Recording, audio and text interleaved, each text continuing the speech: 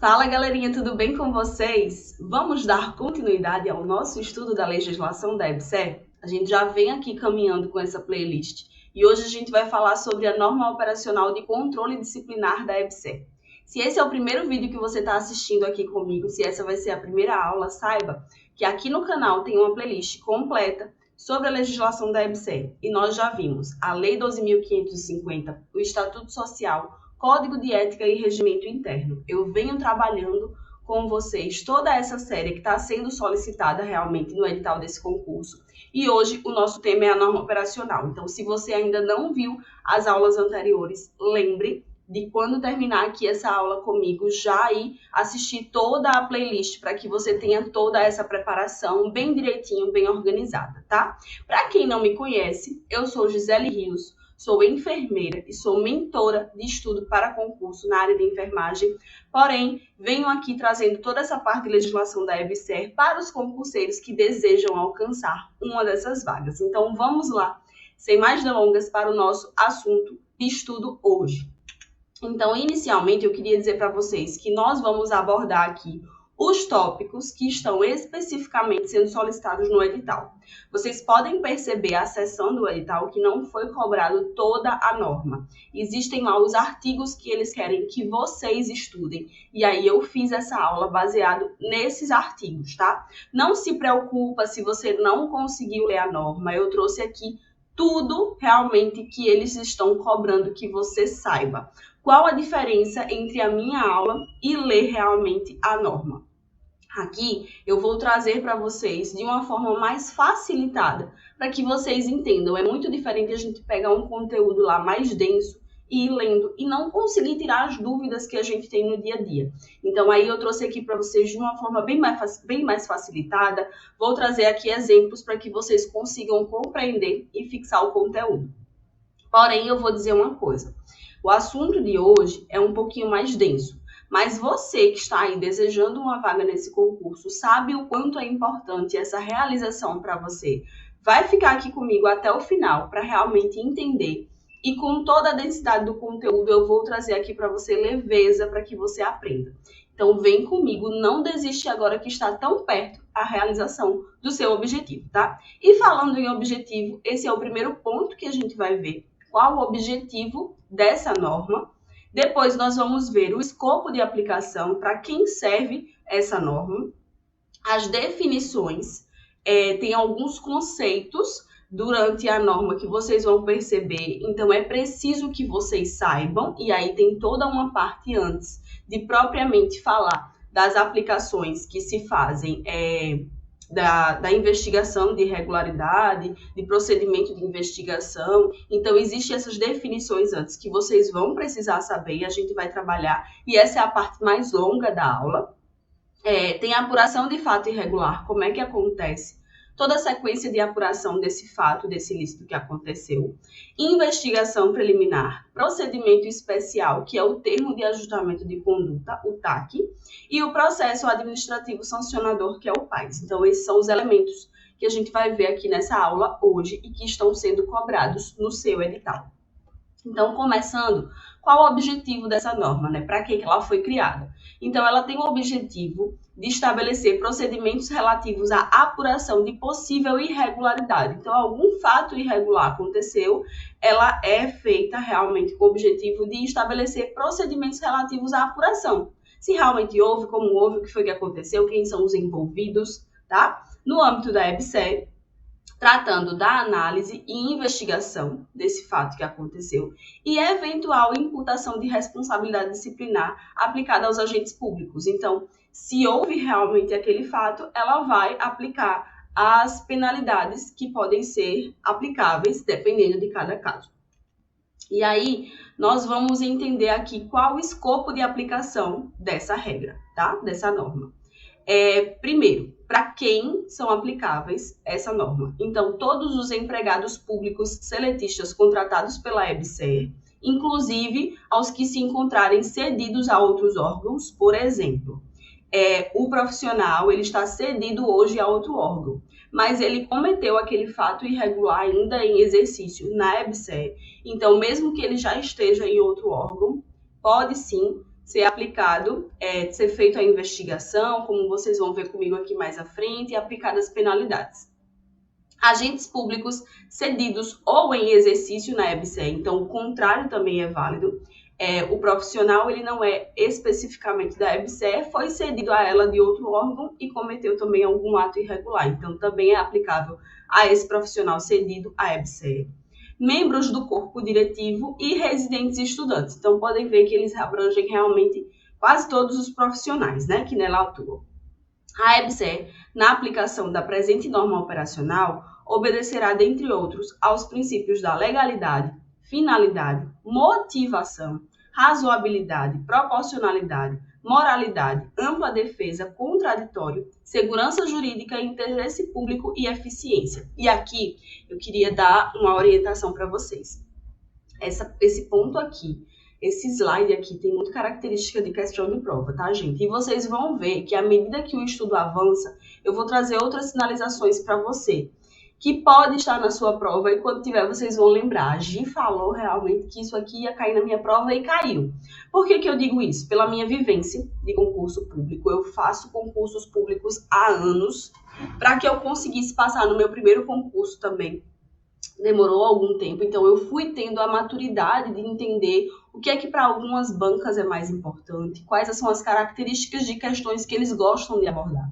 Então aqui é uma delas, tá? E por mais que a gente veja que são 10 questões e um conteúdo bastante extenso, elas podem, como eu já fiz aqui um vídeo no canal sobre direcionamento da IBFC, ela costuma trazer afirmativas. E aí ela pode trazer várias afirmativas e depois no ABCDE perguntar para você quais são as afirmativas corretas. E aí elas podem realmente juntar vários assuntos aqui dessa norma em uma mesma questão. Então prestem atenção em tudo que eu vou trazer aqui para vocês e principalmente nas orientações que eu dou aqui, que não estão no slide, tá? E aí para isso eu queria te dizer, primeiro, assista essa aula de uma vez, analisando tudo que eu estou trazendo para você sem anotar nada. Numa segunda vez, você assiste anotando os pontos mais importantes. Mas primeiro, não pega papel e caneta agora. Presta atenção no que eu estou te dizendo, nas informações que eu estou te trazendo, que isso é muito valioso, tá? Vamos lá, continuando. E aí a gente chega na parte das definições, né? Que eu falei para você que é bem importante. E aqui eu deixei até um post-it falando para vocês que você precisa saber dessas definições. Como eu falei, essa é a parte mais densa da aula, mas eu vou tentar aqui explicando a vocês ao longo do percurso. E lá no final, eu vou trazer, quando a gente terminar todas as definições, eu vou trazer uma orientação para você, para como você aprender todas essas definições de forma muito mais facilitada. Então, presta atenção, que aqui eu estou entregando ouro para vocês. Antes da gente continuar, já deixa o seu like aqui, que é muito importante, para que eu entenda realmente que toda essa organização, toda essa aula está sendo muito importante aí para você também está te ajudando. Então deixa o like aqui para eu entender. E coloca nos comentários se você está acompanhando toda essa playlist e como está sendo sua experiência. Então vamos lá para algumas definições importantes que a gente precisa saber para poder entender como acontece toda essa aplicação da norma. Ampla defesa e contraditório é o primeiro conceito que a gente precisa saber. Então, é o direito de participação daquela pessoa que está sendo acusada no esclarecimento dos fatos investigados, por meio de produção de provas, acesso à documentação, juntada aos autos e apresentação de argumentos de defesa e prova. Ou seja, aquela pessoa que supostamente cometeu aquele ato irregular, ele precisa saber quais os fatos que estão sendo investigados, quais as acusações que são feitas contra ele. Ele precisa ter acesso a essa documentação e aí vocês vão ver mais à frente, ele vai ter acesso a isso caso não prejudique o andamento do processo, tá? E ele tem direito, sim, à apresentação de argumentos em sua defesa e provas em sua defesa também. Então, isso aqui é ampla defesa e contraditório. Antecedentes funcionais. O que são antecedentes funcionais? São circunstâncias examinadas a partir dos dados registrados nos assentamentos do empregado público. Então, todo empregado público ou todo profissional em uma empresa, ele tem uma pastinha funcional. E lá nessa pasta são colocados todos os elogios que ele tenha ganho durante o tempo, todas as penalidades que tenham sido impostas a ele, qualquer processo que ele tenha participado. Então, é uma pastinha funcional mesmo, e aí são os assentamentos que eles chamam, tá? Seja positiva ou negativamente. E aí, alguns exemplos, né, para que vocês entendam, de bons antecedentes funcionais.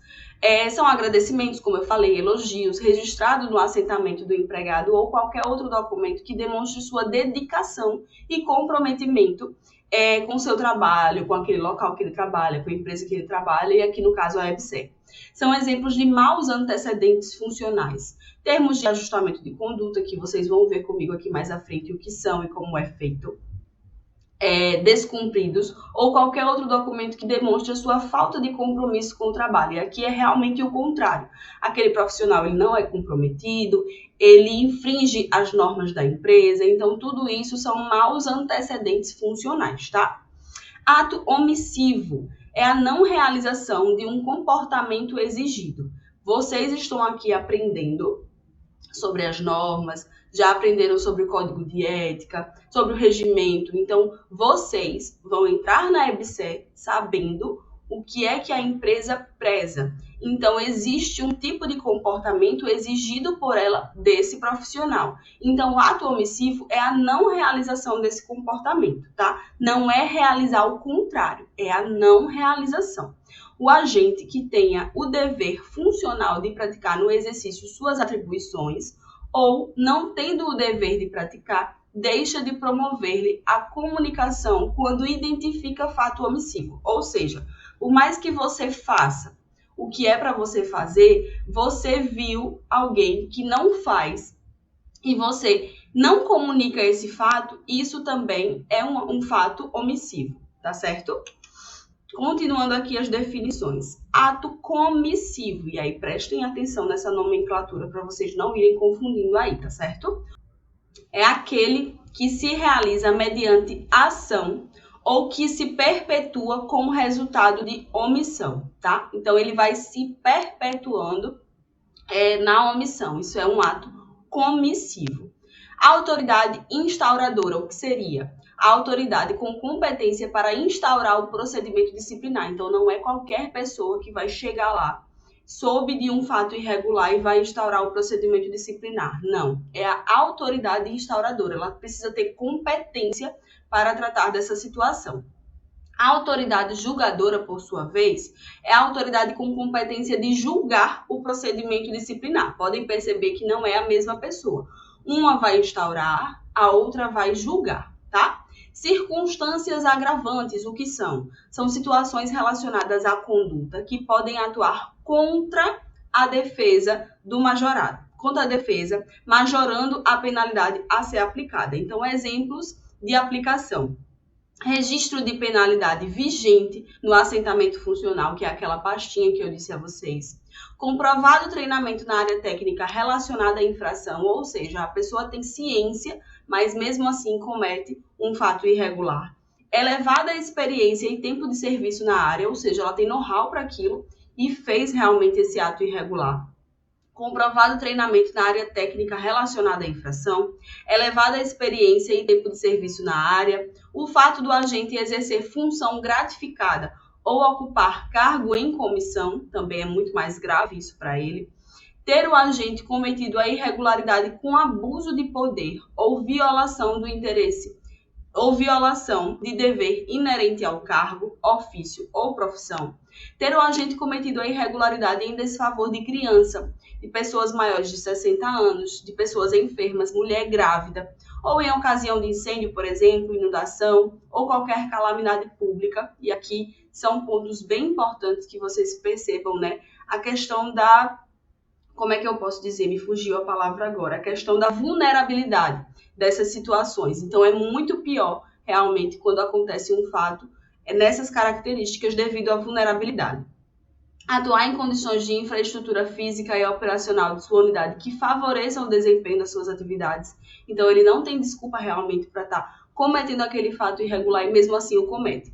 E ter cometido o ato por motivo irrelevante também é circunstância, né, agravante. Já as circunstâncias atenuantes são aquelas que suavizam a situação, tá?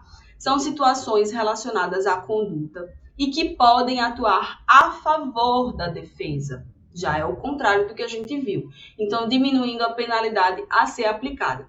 São exemplos de aplicação. O agente ter procurado, por sua espontânea vontade e com eficiência, logo após a infração, evitar ou minorar as consequências desse ato que ele realizou, ou ter, antes do julgamento, reparado o dano, reparado o dano, comprovada a falta de treinamento ou capacitação do empregado em área técnica relacionada ao ato irregular, ou seja, ele não tinha conhecimento daquilo realmente, não foi intencional, como a gente viu no passado.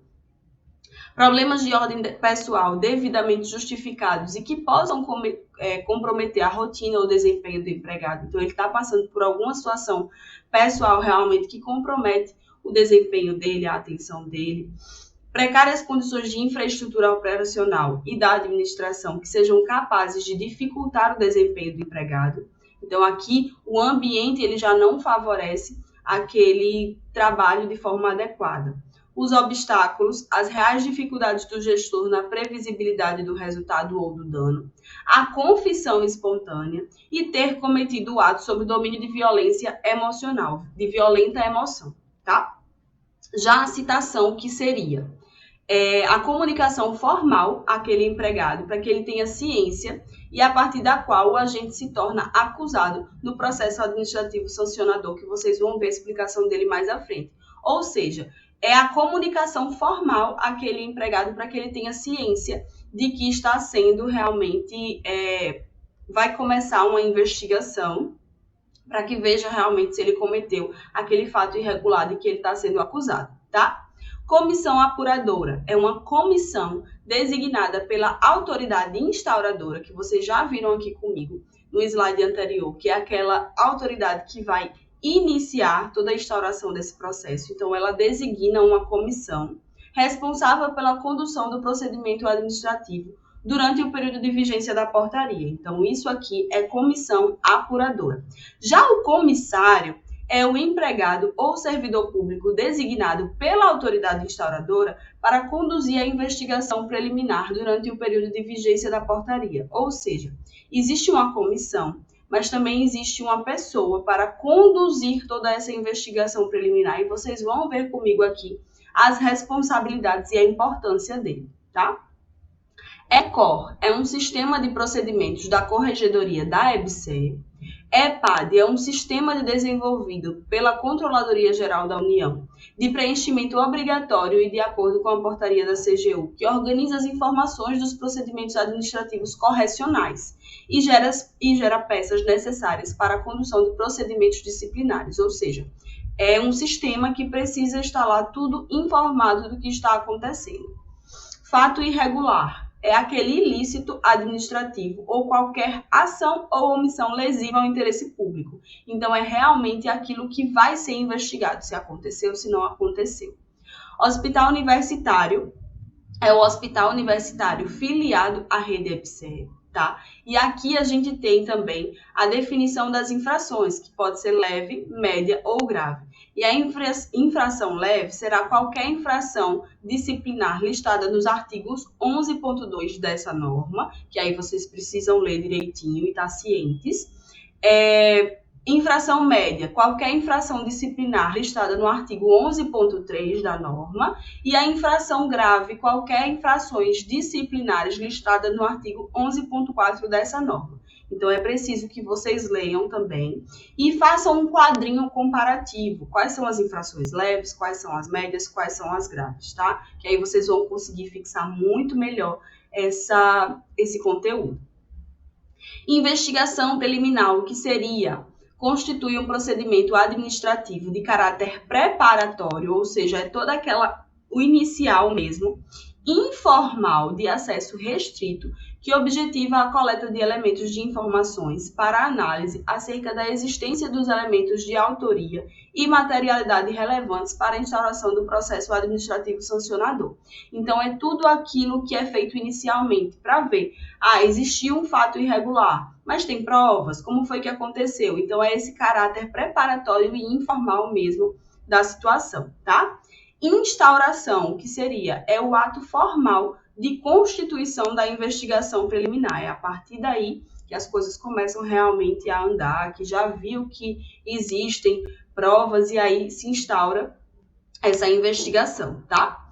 Instrução é uma fase do processo administrativo sancionador, na qual a comissão apuradora ou o comissionário, que a gente viu, as definições dele, disponibiliza as provas introdutórias do processo para o exercício da ampla defesa e do contraditório, também como a gente já viu aqui, e contempla com diligências que entender pertinentes, ou seja, é toda a fase inicial realmente desse processo, onde vão ser disponibilizadas as provas que foram coletadas na investigação preliminar, onde aquela pessoa que está sendo acusada, ela tem o direito da defesa e do contraditório. E aí as diligências que se entender pertinentes são outras investigações que se façam necessárias para complementar essa fase de instrução, tá? Matriz de responsabilização, que seria método de estruturação da apuração feita em caráter inicial, que permite a sistematização das informações coletadas durante a fase de admissibilidade, que é aquela fase de aceitação ou não do processo, dependendo das provas que tenham sido produzidas, e tem por base os seguintes elementos: o fato e a conduta, o agente, elementos de informação, elementos faltantes, possíveis tipificação. Então, isso aqui realmente é a matriz de responsabilização. Notificação, que seria a comunicação emitida ao agente público com o objetivo de cientificá-lo de qualquer atos processuais. Então, ele recebe realmente essa notificação, tá? Que é a comunicação emitida. E aí, continuando, nós temos o que seria o processo administrativo sancionador. E aí, vão seguindo firme aqui, que essa é o último slide sobre as definições, tá? Que essa é a parte mais densa que a gente viu.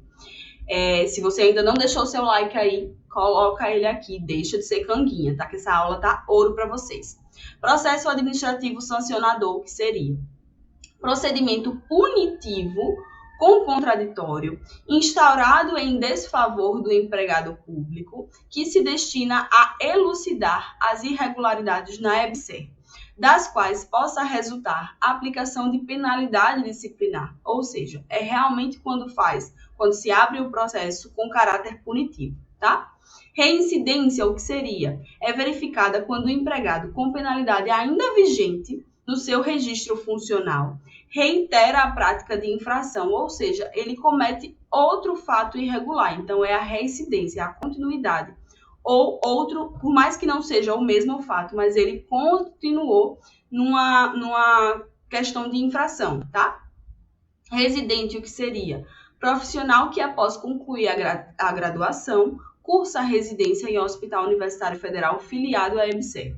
O que seria tipificação? É o enquadramento da conduta do agente aos preceitos legais, administrativos e regulamentares vigentes à época do fato e ou da prática do ato sob apuração. Então, é realmente onde ele vai classificar qual foi o tipo de conduta que aquele agente teve, tá? Termo de ajustamento de conduta, que é o TAC, que a gente vai aprofundar um pouquinho mais na frente, é um procedimento administrativo voltado à resolução consensual. É bem importante que vocês entendam essa palavrinha aqui. De conflitos por meio da assinatura de um instrumento no qual o empregado público interessado se compromete a ajustar sua conduta em observância aos deveres e proibições previstas na CLT e no regulamento de pessoal da EBSER e do Código de Ética e Conduta também, tá? E aí, como eu falei para vocês, né, que quando chegasse ao final dessa parte das definições, eu daria uma orientação importante para vocês. Então, aqui vai, presta atenção. Como vocês viram, foram 6 slides sobre definições. A gente teve aqui muitas definições. E aí, realmente, é um pouco mais denso para você fixar. O que é que você vai fazer? Procurar sempre palavras-chave para identificar aquele conceito que você precisa atrelar às palavras, as palavras que vêm. Então, por exemplo, processo administrativo sancionador é um procedimento punitivo instaurado em desfavor do empregado, que se destina a elucidar irregularidades. O que é que você pode destacar aqui? Procedimento punitivo que se destina a elucidar irregularidades em desfavor do empregado. Ponto, tá? Você vai conseguir organizar isso na sua mente e aí vai ficar muito mais fácil que você lembre o que é um PAS. Por exemplo, a reincidência é verificada quando o empregado com penalidade vigente reitera a infração. Ou seja, o que é que eu posso destacar aqui? Empregado com penalidade ainda vigente comete outra infração ou continua cometendo aquela infração, tá? Residente, o que é? É um profissional que concluiu a graduação e está cursando residência na EBSER, tá? Então, vão destacando aí palavras-chave para que fique muito mais fácil que você compreenda esse assunto, que você entenda do que se trata e não decore, porque decorar na hora da prova você vai esquecer, tá? Continuando. Aí a gente vai ter agora, vamos estudar a apuração de fato irregular, né? Se realmente aconteceu a apuração desse fato. Então, a investigação preliminar deverá ser instaurada quando a apuração demandar previamente coleta de elementos de informação para análise acerca da existência de elementos de autoria e materialidade relevantes para a instauração do PAS. Tá? Então, essa investigação preliminar é o único procedimento cabível para apuração de conduta. E aí, essa conduta de agentes públicos originariamente vinculados às universidades federais que estejam cedidos ou em exercício na EBSER, como eu falei para vocês antes, residentes e estudantes e ex-agentes públicos que tenham praticado irregularidade durante o exercício da função ou do cargo. Como eu falei para vocês, né? Ele já não está mais lá, ele está até em outro órgão, mas ele praticou aquela irregularidade durante o exercício da função ou do seu cargo. Então, também cabe aqui, tá? E aí, o processamento do fato irregular, nos casos em que seja possível identificar na notícia de irregularidade todos os elementos da matriz de responsabilização que a gente viu, poderá ser realizado diretamente por meio do PAS, que é o processo administrativo sancionador, que vocês vão ver comigo aqui mais à frente, tá? E aí, continuando, quando a gente vem para a investigação preliminar, deixa eu botar aqui a minha imagem mais no cantinho, para que não atrapalhe a visualização de vocês.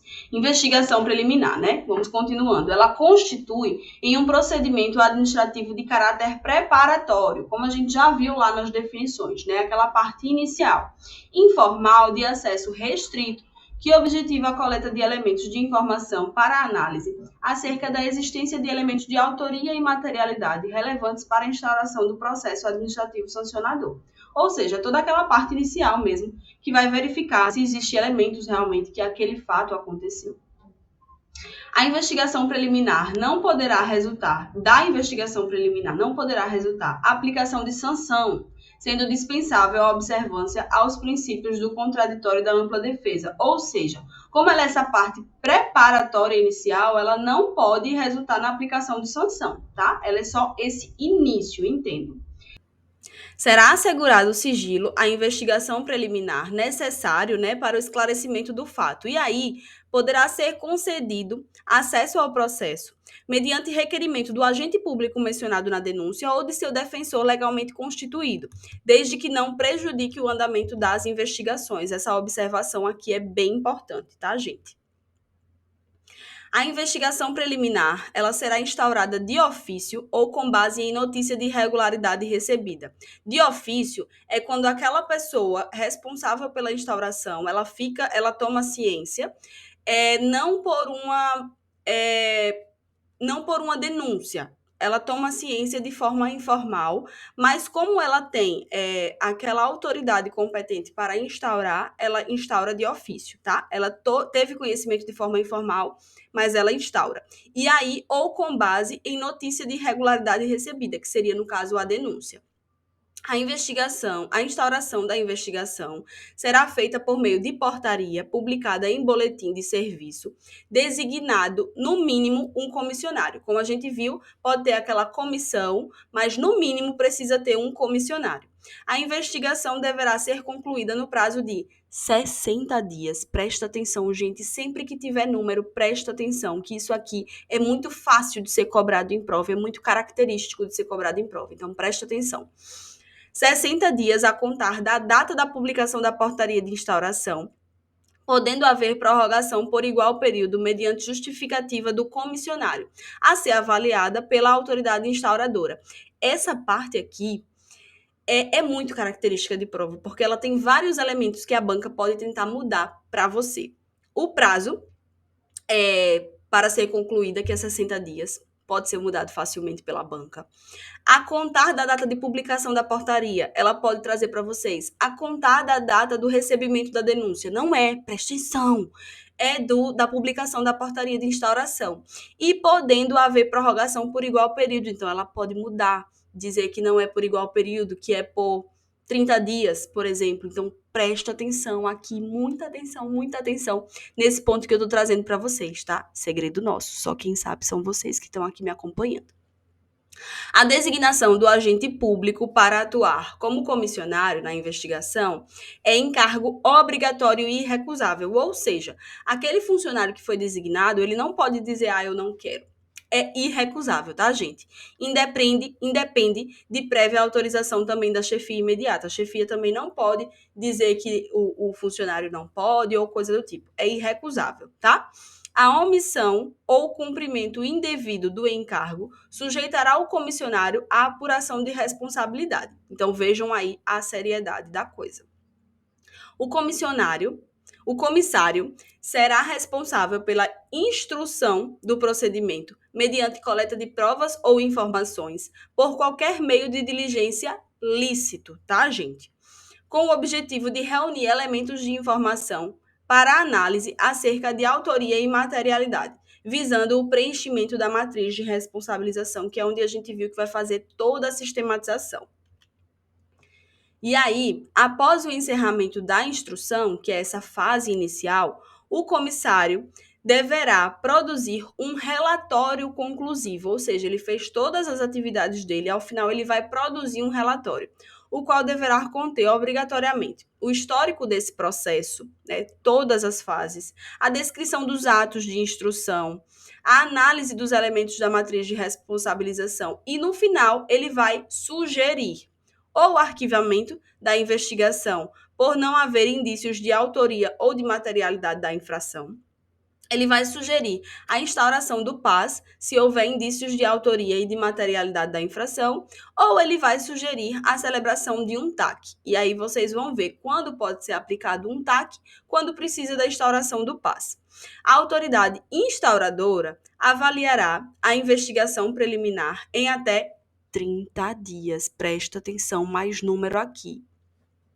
A autoridade instauradora poderá motivadamente reconduzir a investigação preliminar mediante portaria publicada em boletim de serviço, caso as diligências realizadas pelo comissário forem insuficientes para análise de admissibilidade, que é aquela questão que eu falei, se aceita realmente essa denúncia. E aí, a identificação de indícios de autoria de agentes públicos vinculados às universidades federais que sejam cedidos ou em exercícios na EBSER determina obrigatoriamente o encaminhamento da investigação ao órgão de origem do referido agente. Ou seja, tem uma pessoa que está trabalhando na EBSER, mas ela não é especificamente da EBSER, ela foi cedida. Então, quando tem realmente essa situação, o órgão cedente ele precisa ter ciência também desse processo. Nos casos em que houver identificação de irregularidades praticadas por residentes, a investigação deverá ser encaminhada à respectiva comissão de residência médica ou comissão de residência multiprofissional.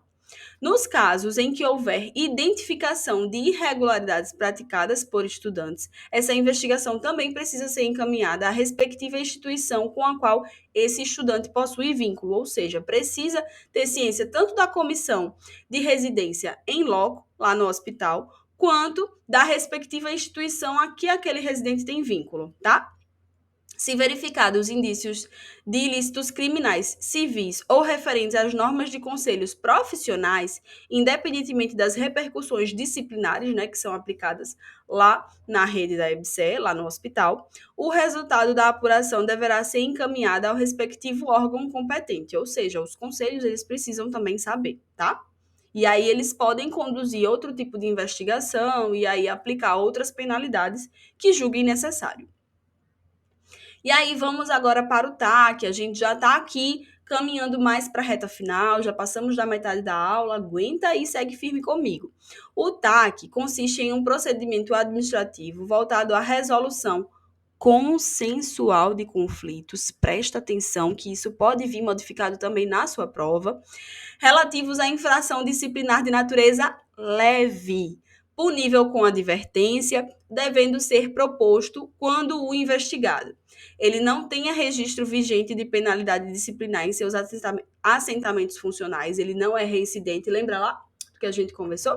Então, ele não tenha registro vigente de penalidade, ele não tenha firmado o TAC nos últimos 2 anos, contados desde a publicação do instrumento, e ele tenha ressarcido ou se comprometido a ressarcir eventual dano causado à administração pública, tá? Então, existem essas situações que pode ser realmente proposto esse TAC. O eventual ressarcimento ou compromisso de ressarcimento de dano causado à administração pública deve ser comunicado à Divisão de Gestão de Pessoas, que é a DIVGP, do Hospital Universitário, ou à Diretoria de Gestão de Pessoas, que é a DGP, na administração central. Por meio do TAC, o agente público interessado se compromete a ajustar a sua conduta e observar os deveres e proibições previstos na legislação vigente. A celebração do TAC será realizada pela autoridade competente para a instauração do respectivo procedimento acusatório. E aí, esse empregado público poderá ser acompanhado de procurador devidamente constituído durante a celebração desse TAC. Então, é realmente, como eu disse a vocês, né, gente? É a questão de resolver de forma mais consensual, esse fato que aconteceu, e ele só pode ser feito se a infração tenha sido de natureza leve. Então, preste atenção aqui nas características do TAC, para você não se confundir na hora da prova. E aí, continuando, a proposta do TAC ela poderá ser oferecida de ofício pela autoridade competente para a instauração do respectivo procedimento acusatório até o momento anterior do julgamento do PAS, tá? Prestem atenção.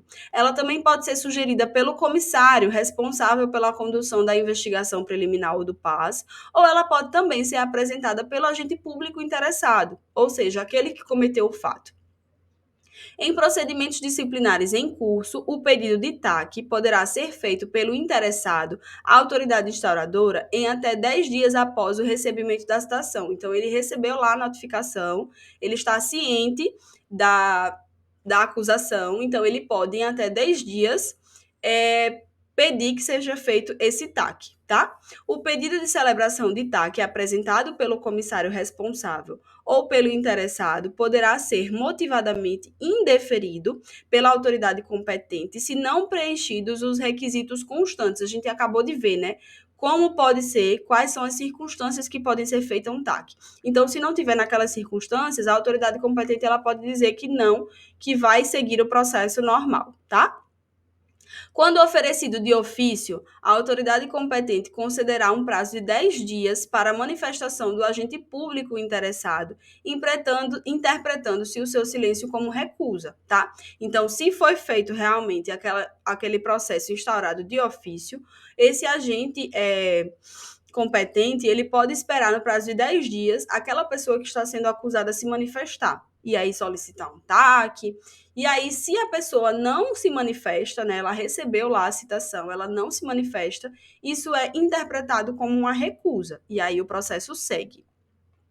O TAC deverá conter a qualificação do agente público envolvido, os fundamentos do fato e de direito para sua celebração, a descrição das obrigações assumidas, o prazo e o modo de cumprimento das obrigações e a forma de fiscalização das obrigações assumidas. Ou seja, precisa estar tudo ali muito certinho, registrado, para que possa se acompanhar, se investigar se esse acusado ele está cumprindo realmente tudo que foi descrito que ele precisa fazer nesse termo de ajustamento de conduta. As obrigações estabelecidas pela administração devem ser proporcionais e adequadas à conduta praticada, visando mitigar a ocorrência de nova infração e compensar o dano eventual, tá? Tem que ser realmente tudo muito certinho, compatível com o que aconteceu, para que isso não venha a acontecer novamente.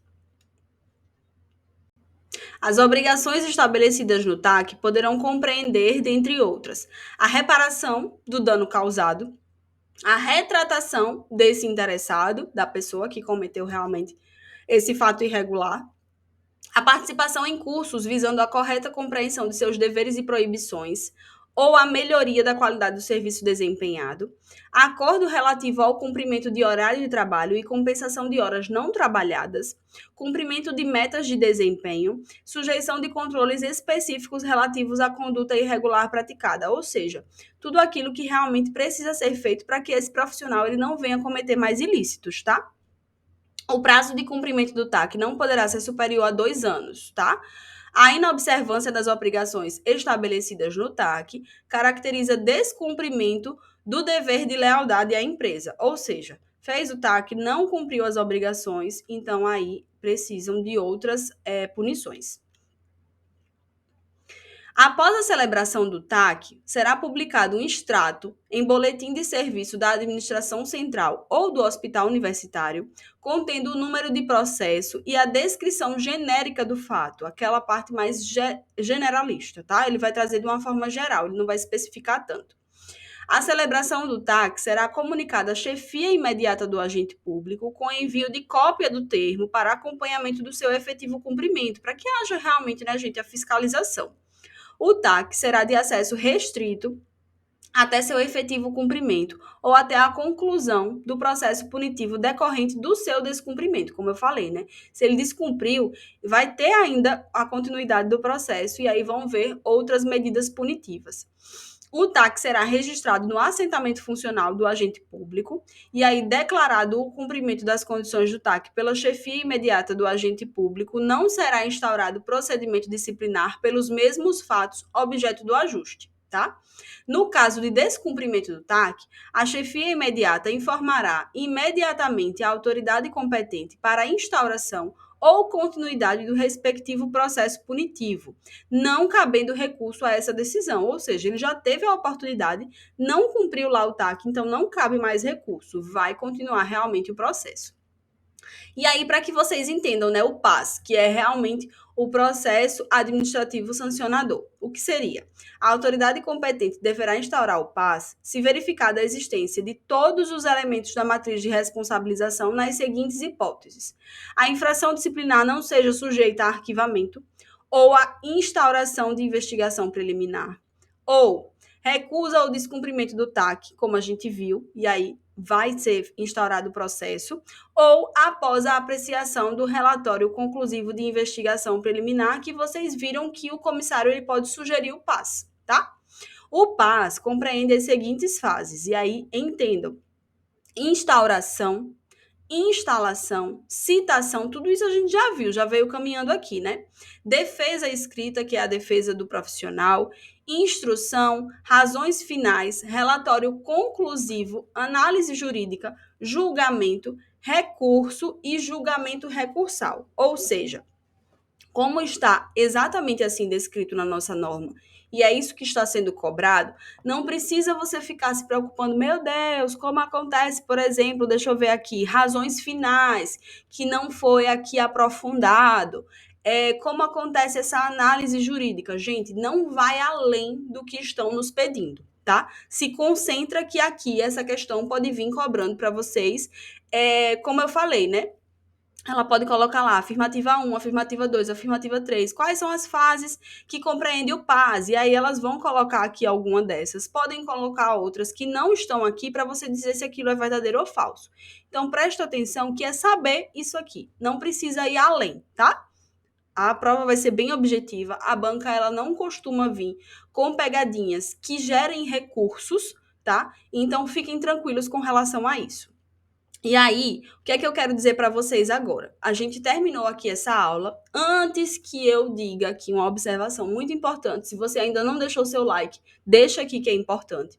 Estabeleça uma frequência de revisões. De nada adianta você estar aqui comigo, passar esse tempo todinho estudando essa aula e não estabelecer uma frequência de revisão. Porque quando chegar na hora da prova, você vai saber que você estudou esse conteúdo, mas você não vai lembrar. Então, perceba que vocês precisam revisar esse conteúdo com frequência. Então, já anota aí, faz um cronogramazinho de revisões, aprofunda o seu conhecimento, assiste de novo a aula, anotando todas as observações importantes que eu trouxe aqui para vocês e façam muitas questões, porque é isso que realmente vai fazer com que esse conteúdo seja fixado na sua mente. Revisar o conteúdo e exercitar, treinar fazendo questões.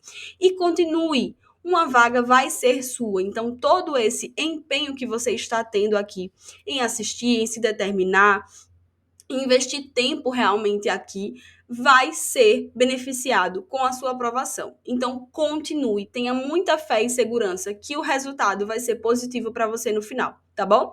Estamos juntos. Já já a gente tem mais aulas aqui também, porque eu vou realmente falar sobre todos os conteúdos que estão sendo cobrados no edital. Então, se você ainda não está inscrito aqui no canal, se inscreve, ativa o sininho para ser notificado de todas as aulas que eu trago aqui para vocês, para a gente gabaritar essa parte de legislação da EBSER, tá? E depois eu quero que você volte aqui para me dizer, Gia, eu assisti toda a playlist com você, cheguei lá, gabaritei a minha prova e conquistei a minha vaga. Eu vou ficar imensamente feliz com essa sua conquista, porque também é uma conquista minha, que estou aqui me dedicando a te ajudar, tá bom? Beijos, até a nossa próxima aula. Tchau, tchau.